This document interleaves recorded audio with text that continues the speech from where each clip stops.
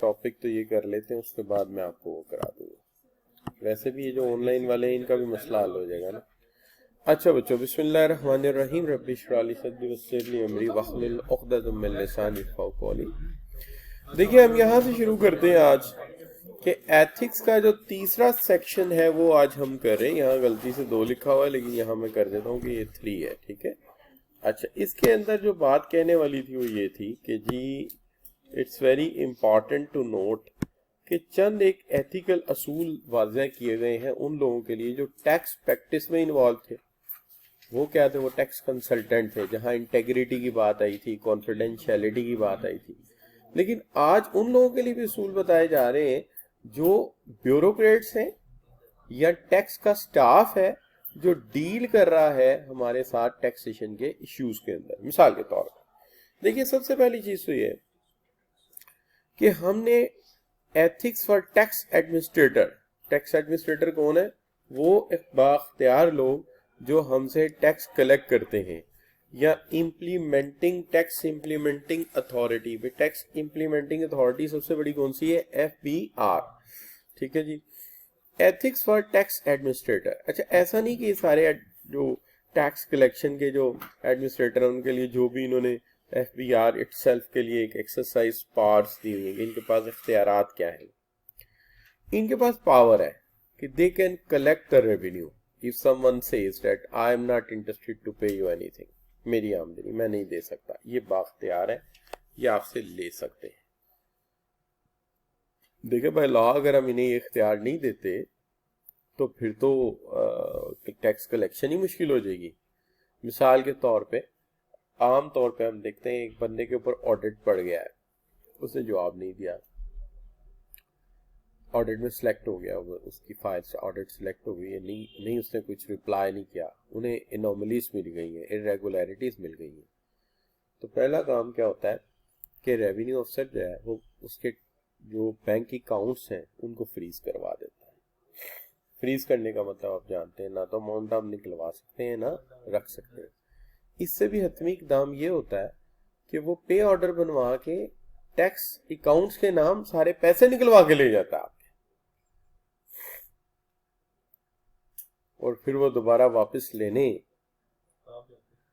हाँ, ये this is one of the power जिससे लोग बड़ा डरते हैं। अच्छा, इसी तरह यानी ऐसा हो जाता है कि वो कोई भी एबनॉर्मल प्रैक्टिस देखते हैं। जैसे 2009 में I was just a filer in nominal term, बड़ा नॉमिनल टर्म में कोई चंद हजार रुपए टैक्स देता था। तो 10 लाख रुपए की ट्रांजैक्शन थी मेरे अकाउंट में, उन्होंने देख ली तो उन्होंने एक लेटर सबमिट कर दिया कि जनाब आपके अकाउंट में 10 लाख रुपए की ट्रांजैक्शन हुई है, टैक्स तो आपका बड़ा नॉर्मल सा है, कहानी क्या है, ठीक है। और ये जो फॉरवर्ड हुई है इसकी फिर स्टोरी बताएं क्या है। वो फिर मैंने I have written down the report, I have sold this house, ये इसके कागज हैं, इसमें ये 20 लाख का बिका था, इसमें से 10 लाख मेरी इनहेरिटेंस में इससे आ गया था, तो ये वो अमाउंट थी, ठीक है। उसका गेन जो है वो हमने आपको नहीं देना था क्योंकि ये पेरेंट से आया था और इसकी ट्रांसफर की डेट जो है हमारे नाम इज अ वे बैक, काफी पुरानी थी। अच्छा, अब उसके बाद power to change the method of accounting.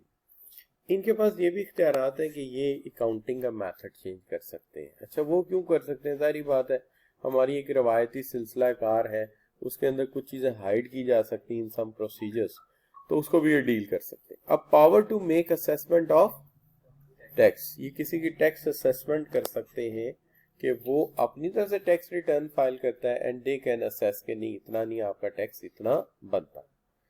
अब दूसरी तरफ power to attach bank accounts. सबसे बड़ा मसला है कि ट्रांजैक्शंस अगर बैंक अकाउंट ही सारी चीजें सीक्रेसी में रखें तो फिर तो कुछ भी पता नहीं चलेगा, ठीक है ना। तो आप देखिए लोग स्विट्जरलैंड में क्यों अकाउंट खुलवा लेते थे? Why they put their money in Switzerland? Because reason is this कि वहाँ सीक्रेसी उनका लॉ है कि वो बातों को ओपन नहीं करते। तो लिहाजा ये क्या करते हैं, ये बैंक अटैच कर लेते हैं अकाउंट्स को ये देख सकते हैं, they can see your accounts. And power to क्या है?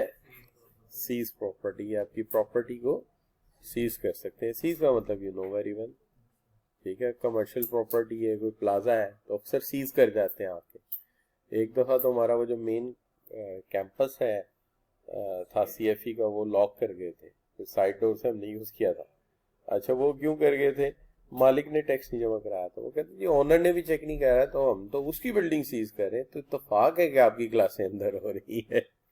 तो अगर हम अपने ऑनर को रेंटल टाइम पे दे दें और वो टैक्स ना जमा कराए तब भी बिल्डिंग सीज हो सकती है। अच्छा, इससे कभी घबराना नहीं है, खप्पा डाल दें आ जाए तो जी वो CFE बंद हो गया, नहीं, ऐसा नहीं है। अगर मालिक भी टैक्स जमा ना कराए तो आके बिल्डिंग सीज कर सकते हैं। वो फिर जाहिर है it is dealt with in few hours में वो डील हो जाती। कभी ऐसा हो तो घबराते नहीं है, वो हमारी वजह से नहीं होता, वो मालिक साहब खुद टैक्स बचा रहे होते हैं।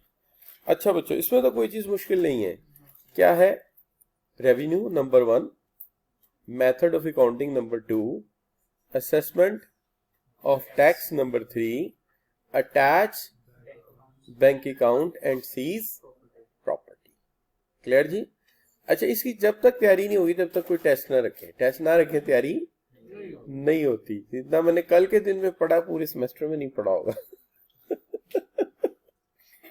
तो आई नो दैट थ्योरीज वैसे पड़ी रहती हैं, कर लेंगे, लेकिन एंड पे याद करनी बड़ी मुश्किल हो जाती है। इसके शॉर्ट नोट्स बना लिया कर। जैसे मैंने देखी चंद वर्ड्स आपको याद कराए, revenue, method of accounting, tax assessment, ठीक है, bank accounts and seize property. अच्छा, यही पॉइंट्स अगर ज़हन में रख लिए जाए तो you can create the points. तो मेथड ऑफ अकाउंटिंग ये होता है, जो स्टैंडर्ड अकाउंटिंग है ये उससे हटके भी पास बातें हमें कहते हैं ना। जैसे ये कहते हैं कि डिडक्शन यहाँ नहीं यहाँ करें, जबकि असूली तौर पे वो डिडक्शन किसी और तरीके से हो रही होती है। यानी IAS से स्टैंडर्ड और हो सकते हैं, इनका स्टैंडर्ड उससे वेरी कर सकता है वाला। अच्छा बच्चों, ethics for tax administrator. Tax administrator के लिए कोई अथॉरिटी, कोई एथिक्स, और टैक्स इंप्लीमेंटिंग अथॉरिटी के लिए पहली बात तो ये tax authority can misuse above mention powers. वो इस पावर्स को क्या कर सकते हैं? मिसयूज कर सकते हैं। इख्तियारात का सबसे पहला मसला ये होता है, when they are being given, the first question arises, they will use for the right or wrong। क्या वो इख्तियारात सही के लिए इस्तेमाल होंगे या गलत के लिए इस्तेमाल होंगे? तो इसके लिए हमेशा जब भी अथॉरिटी किसी को दी जाती है उसके साथ ही कुछ चेक एंड बैलेंस लगा दिए जाते हैं, ठीक है जी। तो कहता है अगर अथॉरिटी ने मिस यूज किया अपनी पावर को तो हम क्या करेंगे?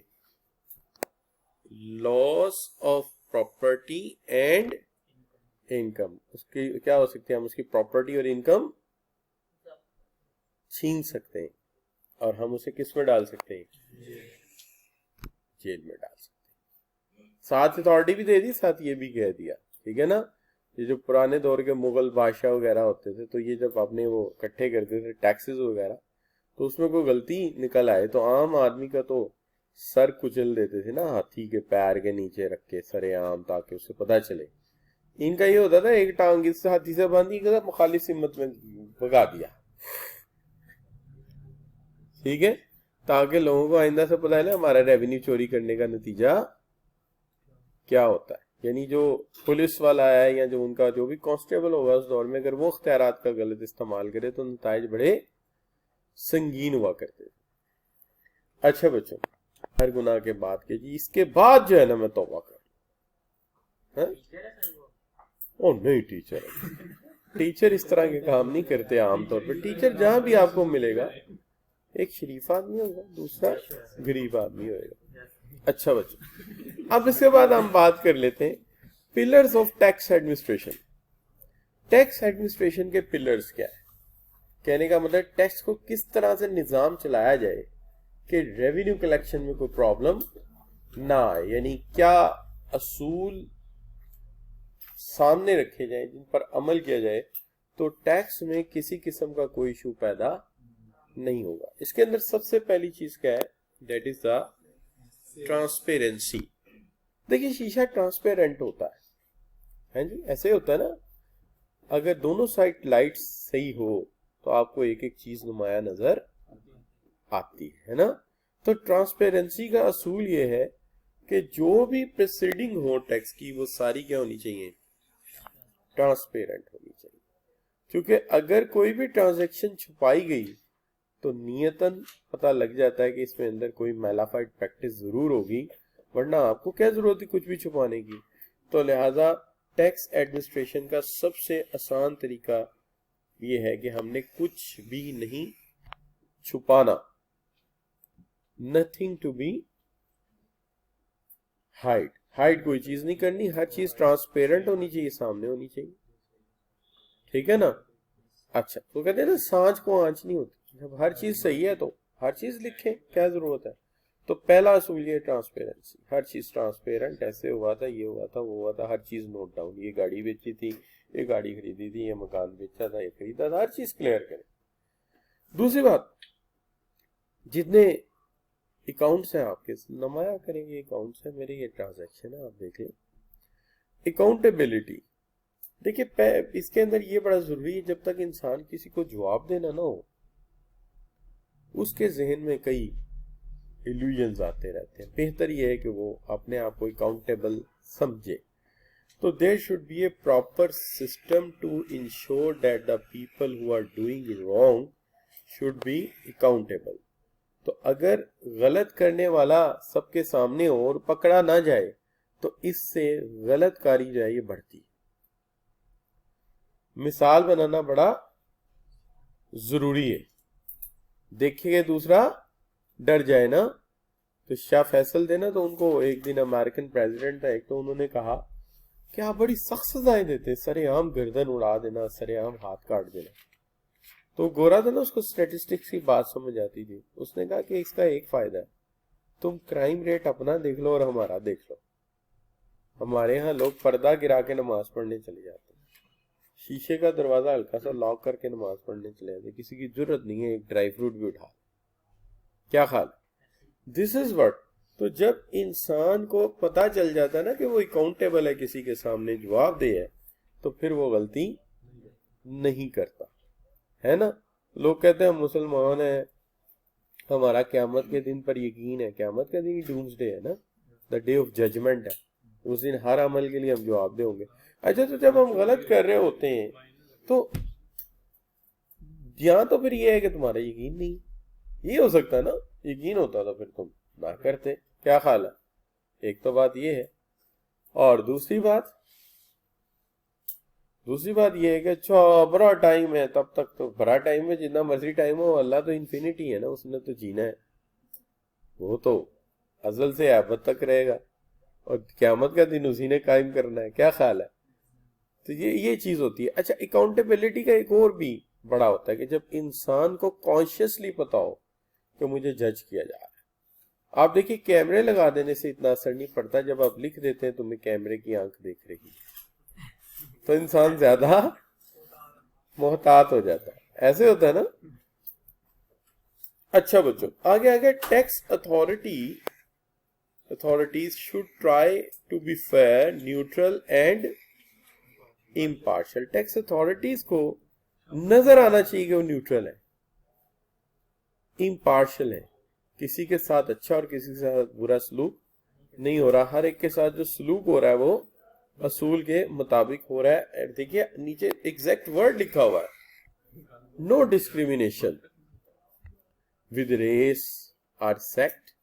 रेस और सेक्ट का क्या मतलब हुआ, रेस हमारे यहाँ तो खैर ऐसा नहीं कि रेस का कोई खास सिलसिला हो, अरबी अजमी रेस होते हैं ना, नस्ली इम्तियाज, जात पात कह सकते हैं आप, ठीक है ना। जात पात रेस नहीं होता, डिफरेंट होता है जरा, लेकिन सेक्ट चले कह देते हैं उसको, कि उसके अंदर ये नहीं अलाउ है कि आप कहेंगे जी इसको टैक्स कम लगेगा, ये राई है, अपना भाई है, और इसको टैक्स ज्यादा लगेगा, ये बट है और ये बहुत खाता है। तो लिहाजा किसी को टैक्स इस बुनियाद पे कम या ज्यादा नहीं किया जा सकता, असूल सब के लिए एक जैसे हैं। बेशक बट जो है बहुत गोरे होते हैं और राई तो रंगंद नहीं होते, नहीं जी, और राजपूतों का तो अपना रंग ही कोई नहीं बच्चों। अच्छा बच्चों, हम राजपूत हैं, नहीं मतलब कोई फिक्स रंग नहीं इस कास्ट का, कोई चित्रा गिर रहा है, कोई जी, शाबाश। पर जाहिर क्या बताता है? जाहिर ये बताता है कि जो भी टैक्स पेयर हैं वो हमारे नजदीक बराबर हैं, और बराबरी की सेंस ये है कि उनसे हमें जो कुर्बानी लेनी चाहिए वो बराबरी की बुनियाद पे लेनी चाहिए। तो due care should be exercise to ensure that salary class is tax more than business class. ठीक है, नॉट कवर्ड बीच में, ये नॉट टैक्स्ड मोर देन। ये ख्याल रखना चाहिए कि जो टैक्स लगे वो हल्की क्लास पर ज्यादा, कम कमाने वाली क्लास पर ज्यादा, और ज्यादा कमाने वाली क्लास पर कम ना हो जाए। अब सैलरीड पर्सन क्या कमाता है? बहुत कम, तो उस पर कम टैक्स नजर आना चाहिए कि उस पर टैक्स कम है, और जो बिजनेस क्लास है उस पर टैक्स ज्यादा लगना चाहिए। तो आपने देखा होगा हमारा वो जो टेबल 1 और टेबल 2 है, देखा कभी गौर से? तो उसमें रेट देखेंगे, सैलरी वाले का बढ़ रहा है 2.5 और उसकी बार्स भी ज्यादा है। तो सैलरी वाले के साथ जो सलूक किया जा रहा है वो जरा हल्का हाथ रखा हुआ है, और बिजनेस वाले पे हाथ थोड़ा भारी है। तो आपको अंदाजा हो रहा होगा, स्लैब्स भी कम है और फिर रेट भी जंप कर रहा है। अच्छा बच्चों, अब आगे बात, under the 4 pillars following are the ethical issues are faced by tax administrators. Tax administrator आज के दौर में जो प्रॉब्लम्स फेस कर रहे हैं उसके अंदर कौन सी प्रॉब्लम पहली प्रॉब्लम जो हमारी वो है करप्शन। करप्शन है, आप ये मानेंगे, लोग जो है ब्लैक मनी रखे बैठे हैं, लोग जो है वो हमारे ऑफिशियल्स को रिश्वत देते हैं। कॉन्फिडेंशियलिटी और सीक्रेसी का भी एक मसला है। इवन पढ़े लिखे लोग जैसे स्पेशलिस्ट डॉक्टर्स हैं, वो लोगों को पक्की रसीद नहीं देते, हमेशा चिट पर लिख के फीस ले लेते हैं और उसका रिकॉर्ड नहीं रखते। अगर बुक्स रखते हैं तो 2 तरह की रखते हैं, एक प्रेजेंटेबल बुक्स और एक एक्चुअल बुक्स, और एक्चुअल बुक प्रेजेंटेबल बुक से मुख्तलिफ बनाते हैं। तो सीक्रेसी का भी एक मसला है। कॉन्फ्लिक्ट ऑफ इंटरेस्ट भी अराइज करता है, जहां अपनी जात की बारी आती है वहां पर हमारा सोच मुख्तलिफ हो जाती है और हम अपने जाती मफाद को कौमी मफाद पर तरजीह देना शुरू कर देते हैं। Inconsistency in application of law भी है कि बाज़ औक़ात लॉ बनाने में हम जल्दबाजी करते हैं, इम्प्लीमेंटेशन नहीं करते, और बाज़ औक़ात बाज़ लॉ की इम्प्लीमेंटेशन में हम ज्यादा फोर्सफुली करते हैं और बाज़ की हम बिल्कुल परवाह नहीं करते। और लैक ऑफ ऑटोनॉमी भी है, यानी इख्तियारात की भी कमी है बाज़ जगह पर। यानी जो डील करने वाला उसे पता है मेरे इख्तियारात कहाँ पर आकर ख़त्म हो जाते हैं। ठीक है, तो बड़ा डिफ़िकल्ट एरिया है। अब मेरे बहनोई जो है इज इनकम टैक्स इंस्पेक्टर, तो उनकी ड्यूटी लगी होटल्स पे। तो होटल्स के हालात ये हैं कि डेली देखना होता है कि इन्होंने कितने का खाना आज बेचा है, यानी कितने लोग डाइनिंग करने आए, और रात के वक्त टोटल करना होता है। इतना कम होता है कि वो कहते हैं बस का तो 10% भी लोग शो नहीं कर रहे होते, यानी 100 रुपए कमा के 10 रुपए भी शो नहीं कर रहे होते। तो लैक ऑफ ऑटोनॉमी भी है। तो उनको अक्सर होटल वाले कहते थे कि हमारे लिए ये बड़ा इंसल्टिंग है कि आप खाना भी घर से लेके आते हैं, ना करें हमारे साथ रियायत, खाना तो हमारा खा लिया करें। तो वो कहते नहीं यार, खाना अपने ही घर से लेके जाएंगे। फिर उन्होंने देखा कि ये बंदा हमारे काम का नहीं है, तो उन्होंने उन्हें ट्रांसफर कर दिया कहाँ पे, HR में। तो अब वो HR में काम करते हैं, फील्ड से हटा दिया, क्योंकि जाहिर है शरीफ आदमी का वो काम नहीं था, वो बेचारे साइड हो गए। इसी तरह मेरे एक और कजन थे, डायरेक्टर थे उसमें इसमें इलेक्ट्रिसिटी फार्म सेक्टर में, नेप्रा में। तो उनको भी वहां से हटा के डायरेक्टर ट्रेनिंग वापडा बना दिया गया था, तो आप सिर्फ ट्रेनिंग दिया। उसकी वजह यही है कि ये ज्यादा शरीफ आदमी। पॉलिटिकल इन्फ्लुएंस होते हैं। अब जाहिर है वो जो होटल्स हैं वो बड़े बड़े बदमाशों के हैं, बड़े बड़े MPA MNAs के। आम बंदा तो होटल नहीं चलाता, तो वहाँ पॉलिटिकल इन्फ्लुएंस आ जाते हैं। फिर गिफ्ट्स वगैरह भी दिए जाते हैं, ये भी कॉमन बात है।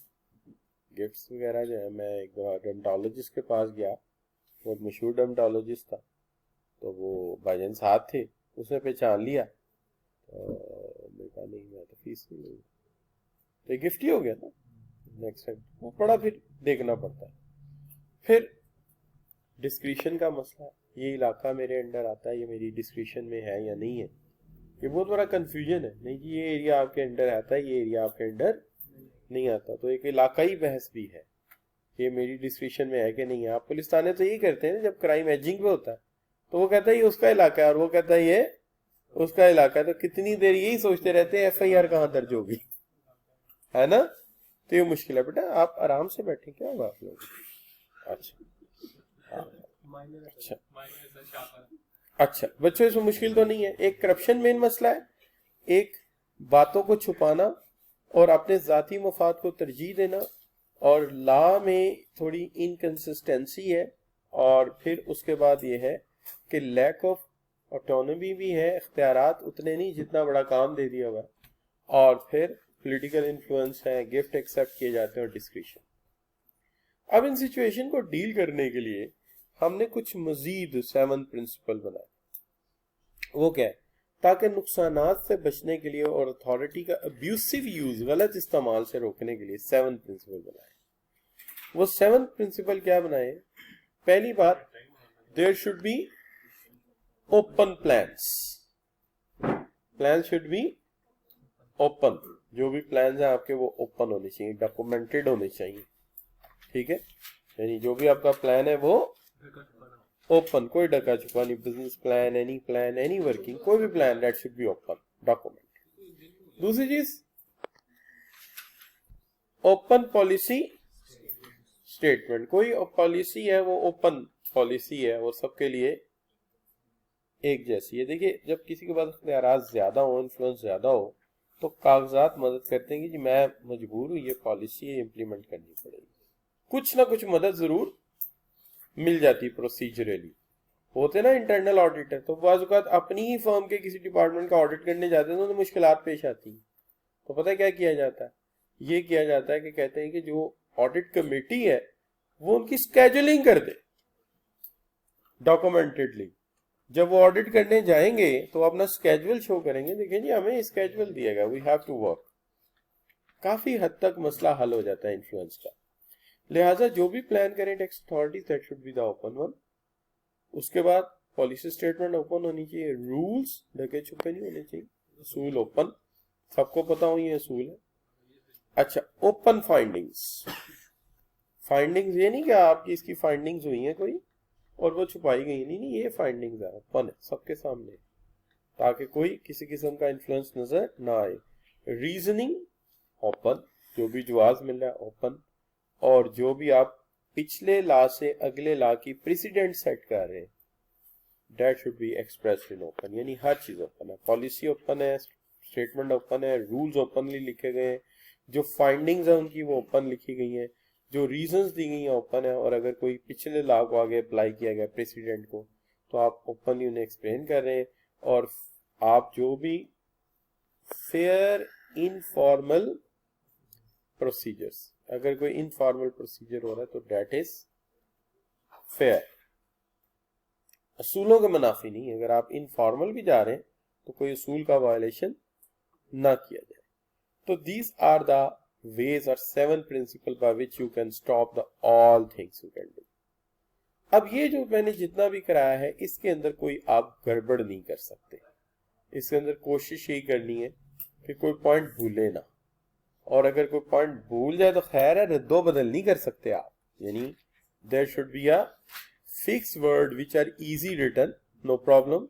अच्छा, कोई पॉइंट मिस हो जाए ना, दैट कैन बी एडजस्टेड, उसका कुछ नुकसान तो होगा, लेकिन ये जो मैं आगे कराने लगा हूं ये आपको इसके अंदर यू आर रिलैक्स। यानी जैसे वो कहते हैं ना, एक जिम्मेदार शहरी की क्या जिम्मेदारियां होती हैं, तो आप अपनी मर्जी से लिख देते हैं। इसी तरह इसको एक दफा पढ़ लें तो ये आप अपनी मर्जी से लिख सकते हैं कि responsibility of tax implementing authority, पहली ट्राई क्या है जी, क्या होना चाहिए, इम्पार्शियल होना चाहिए, न्यूट्रल होना चाहिए, नजर आना चाहिए किसी के साथ कोई रियायत नहीं कर रहे, किसी के साथ कोई बाइस्ड रवैया उनका नहीं है। उसके बाद क्या है जी, provide efficient quality service to all stake holder and क्या है, in an effort to exceed their expectations, के नजर आए कि आप जो सर्विसेज दे रहे हैं ऑल स्टेक होल्डर को उससे बढ़ के है। वो कब जरूरत पड़ती है, वो तब जरूरत पड़ती है जब आप कहते हैं मैं ये रिटर्न फाइल कर रहा हूं उसके अंदर ये रूल मुझे आपका समझ नहीं आ रहा, तो you are open for them कि आ जाए जी, हम आपकी मदद करते हैं। तो उसके अंदर किसी के साथ कोई रियायत नहीं है, हमारी पॉलिसीज ओपन है, नेट पे भी लिखी है, हम हमसे पूछेंगे भी, हम आपको बताएंगे। Follow the law completely, no exemption और credit should be provided to the person who is not eligible. तमाम लोगों पे लॉ मुकम्मल अप्लाई होगा, किसी के लिए कोई एग्जम्पशन नहीं है जो कि अलाउ लॉ में नहीं है। तो ये देखा जाए तो ये जो 1 और 3 है, ये दोनों तकरीबन एक जैसे हैं। ऊपर क्या है, आप फेयर है, न्यूट्रल है, कंसिस्टेंट है, और नीचे क्या है, अगर एग्जम्पशन कोई लॉ की है या टैक्स की है तो वो उसी के लिए है जो लॉ में अलाउ है। Take all measures to collect tax on timely basis, तमाम वो मेजर लें जिससे टैक्स वक्त पे जमा हो जाए।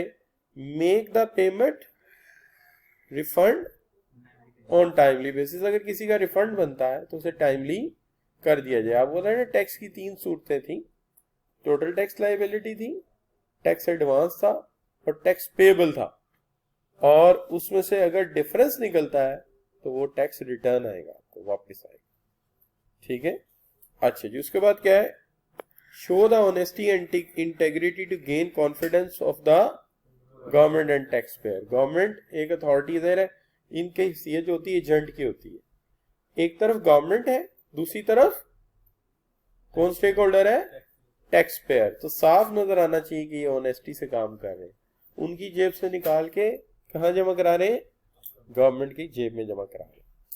और फिर पार्टिसिपेट इन पॉलिटिकल एक्टिविटी से क्या करें, अवॉइड करें, क्योंकि इन्वॉल्व होंगे तो रिलेशनशिप डेवलप होंगे, रिलेशनशिप डेवलप होंगे तो फिर रियायत देनी पड़ेगी, है ना।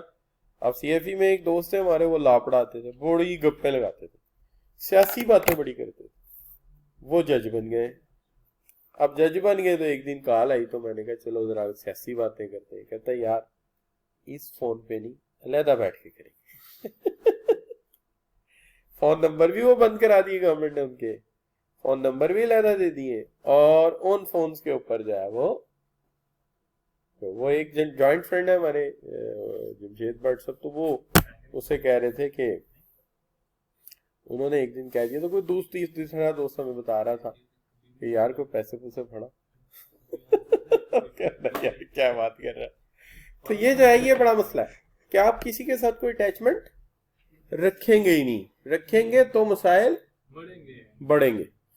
अच्छा, फिर educate tax payer, tax payer को क्या करें, एजुकेट करें कि उस राइट एंड ऑब्लिगेशंस क्या है उसकी, और voluntary comply with the requirement of law, ताकि वो ये नहीं कि जबरदस्ती, एक होता है ना कि बंदे से छीन के पैसे लेना, कोशिश ये करें कि उसे एजुकेट करें कि वो खुशी से पैसे जमा करवाए, है ना जी। तो इट इज पॉसिबल। अच्छा, और क्या ये समझाने से हो सकता है, हो सकता है यार, it is possible, it is possible. ठीक है, फाइलर नहीं हो तो इतना टैक्स लग जाएगा, फाइलर बनो, वो ठीक है, बट यू सी के वो तरीका है ना, फिर क्या करें, लोग नहीं मानते। लेकिन अखलाकी अपील से भी बड़े मामला हल हो जाते हैं, एजुकेट करने से भी बड़े मसले हल हो जाते हैं। ठीक है ना। अच्छा, वो एक वाकया तो आपने सुना होगा ना, शेख अब्दुल कादिर जिलानी का रहमतुल्लाह अलैह का, कि उन्होंने कहा कि मेरे पास अशरफी हैं, याद है ना आपको। तो वो डाकू जो है वो ईमान पे आ गया, वापस आ गया, उसने कहा कि एक बच्चा इतना ईमान वाला हो सकता है, मुझे क्या हुआ, झूठ नहीं बोलना चाहिए, क्या ख्याल है ना जी। तो फर्क तो पड़ता है, जब इंसान दिल से बात करे तो उसके अंदर असर होता है। ठीक है। अच्छा बच्चों, keep the confidentiality of information provide by the tax payer with highest level of security. Procedure open है, अगर कोई कमिश्नर, टैक्स कमिश्नर के ऑफिस में आता है तो ओपन है, हम छुपाएंगे कुछ नहीं, क्योंकि वो तो कोर्ट है। जो जानना चाहे कंसर्न वो जान ले। लेकिन अगर आप टैक्स रिटर्न फाइल करते हैं और आप बताते हैं मेरे इतने प्लॉट है, मेरी इतनी गाड़ियां हैं, ठीक है, मेरे इतने घर हैं, मेरी ये प्रॉपर्टी है, किसी तीसरे बंदे को इस बात की खबर नहीं होनी चाहिए। कॉन्फिडेंशियल मामला है आपका और रियासत का। refrain from receiving gift from action and non action, action और नॉन एक्शन के खिलाफ कोई भी गिफ्ट वसूल ना किया करें, क्योंकि जब आप गिफ्ट लेंगे तो लोग फेवर मांगेंगे। तो ये असूल हजरत उमर फारूक रज़ियल्लाहु ताला अन्हु के दौर से ही चला आ रहा है कि जब रियासत, पहले तो अबू बकर सिद्दीक रज़ियल्लाहु ताला अन्हु के दौर में अमन व अमान कायम हो गया था बहुत ज्यादा, मुनकरीन ज़कात और दावे नबूवत वाले दोनों को उन्होंने सर कलम कर दिए। फिर हजरत उमर फारूक का दौर आया तो पावर और अथॉरिटी उनके पास काफी थी। फिर रियासत की वुसअत हुई तो उन्होंने सबसे पहले तमाम मनसबदारों से कहा कि आज के बाद आप या तो मनसबदारी छोड़ दें या तोहफे तोहफ लेना छोड़ दें। तो कोई तोहफा तोहफ किसी से कबूल नहीं किया जा सकेगा। बल्कि शाम के एक थे साहबी रसूली थे, उन्होंने 2 बाहर गार्ड खड़े कर दिए थे ताकि जो लोग हैं उनको तरतीब से अंदर भेजे।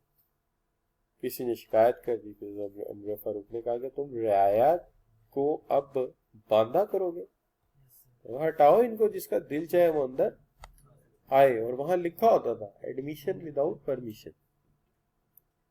आप मिलने, यानी मैं आपको समझा रहा हूँ, एडमिशन विदाउट, हमारे तो लिखा होता है ना बड़े अफसर ने नो एडमिशन विदाउट परमिशन, और वहां लिखा होता था एडमिशन विदाउट परमिशन, बगैर इजाजत अंदर आ सकते हैं। ठीक है ना। अच्छा बच्चों, तो ये क्या है, ये रिस्पॉन्सिबिलिटीज है। आखिरी पॉइंट है विसल ब्लोअर। विसल ब्लोइंग एक एक्टिविटी है, बजाने वाले को विसल ब्लो कहते हैं। विसल ब्लोअर क्या होता है? होता ये जी कि लॉ के अंदर ये कहा गया है कि हर इदारा अपने अपने इदारे में एक एथिकल ऑफिसर अपॉइंट करेगा। वो कोई कंपल्शन नहीं है कि उसका बकायदा डेजिग्नेशन होगा, ये पार्शियल ड्यूटी किसी को भी दी जा सकती। कोई इरेगुलर काम हो रहा है, कोई ऐसी चीज हो रही है जिससे आपको पता चलता है कि एक मिसकंडक्ट होने जा रहा है, तो you can blow the whistle. अच्छा, अब इसका कॉन्सेप्ट ये है कि आम प्रैक्टिस ये देखी गई है कि एक बंदा है, बड़ा सादा सा आदमी है, बज़ाहिर उसके पास लगता नहीं कि वो इतना अमीर है, लेकिन उसकी ट्रांजैक्शन एबनॉर्मल जा रही, तो इदारा इसको नोटिफाई करके रिपोर्ट करे। रिपोर्ट इसलिए नहीं कि उसको पकड़वाना है, रिपोर्ट इसलिए कि कोई इसको वेरीफाई कर ले कि वाकई इसका ये स्टेटस बनता है कि नहीं। ये वही केस है, आमदन से ज्यादा असजात है, तो वो नजर आ जाता है कि देखिए एक बंदा आपको नजर आ रहा है कि इसकी बैकग्राउंड ऐसी नहीं लग रही, लेकिन वो आके आपसे मर्सिडीज मांग रहा है और आप बड़े आराम से उसे बेच रहे हैं, तो you should said him sit down, discuss about something, कहाँ से आए हैं, क्या काम करते हैं, बताते हैं लोग, भाई जाहिर है हमने पेमेंट लेनी, देखना है आपके पास इतना प्रिविलेज है कि नहीं है, तो you can check it. But anyway, आप एक चार्टर्ड अकाउंटेंट है, आपसे कहा जाता है कि टैक्स बचाएं, ठीक है, आप कहते हैं जी नहीं मैं तो ये काम नहीं करूंगा, क्योंकि हम जो चार्टर्ड अकाउंटेंट्स होते हैं हम किसी के फैसले के पाबंद इस सेंस में नहीं होते जिस तरह आम एम्प्लॉय होते हैं, क्योंकि हमारा ज़ाब्ता इखलाक ऑर्गेनाइजेशन का भी होता है, ज़ाब्ता इखलाक आई कैप का भी है। हमें कौन सा मानना है? पहले आई कैप का मानना है। तो आई कैप कहता है आपका एम्प्लॉयर अगर आपको गलत काम पे उकसाए तो आपने नहीं करना, तो आप पहले इनकार कर देते, वो ड्यूटी आपसे लेके किसी और को दे दी जाती है। अब आप देखते हैं कि यार काम तो वही हो रहा है, मेरे से ले लिया गया, किसी और से करवाया जा रहा है, तो आप उसे वार्न करें कि मैं, आपने ये काम दिया था, मैंने इनकार किया, आप ये काम इलीगल दूसरे से करवा रहे हैं। अगर फिर भी वो बाज ना आए तो आप बाकायदा अथॉरिटी को रिपोर्ट करेंगे कि ये इलीगल काम हो रहा है, as a responsible citizen of Pakistan I am reporting. इसको कहते हैं विसल ब्लोइंग। गलत काम रोकने की कोशिश की, नहीं रुका तो हमने क्या किया? विसल ब्लो कर। क्लियर बच्चों? है बड़ा खतरनाक काम है वैसे ही। चले कोई बात नहीं, जर्नली एक पॉइंट था, डिस्कस कर लिया मैंने, पहली पुरानी किताब से आ गया होगा, असल में नोट्स मैंने अपडेट किए थे। अच्छा बच्चों, अब यहाँ पे आके ये चैप्टर आपका कंप्लीट हो गया, चैप्टर नंबर 3 भी कंप्लीट हो गया। अच्छा, इस चैप्टर नंबर 3 में अगर आप देखेंगे तो सबसे इंपॉर्टेंट जो है वो आपके जितने भी एथिकल प्रिंसिपल्स हैं वो बड़े इंपॉर्टेंट है। इनको आप जरूर याद करें, ठीक है। Deontology, utilitarianism is very important. Similarly the ethical principle for the tax authorities is very important. तो ये सारी चीजें आपने गो थ्रू करनी। तो हम इसका एक टेस्ट रख लेंगे। Code of ethics for chartered accountant as applicable tax. ये करा दिया मैंने, ये करा दिया मैंने, रिकॉर्डिंग हुई, आप चेक कीजिएगा। नहीं, पिछले दोनों मैंने कराया था ये काम है, मैंने आगे पीछे किया था जरा चैप्टर में इंटरेस्ट के लिए, ठीक है। तो ये मैंने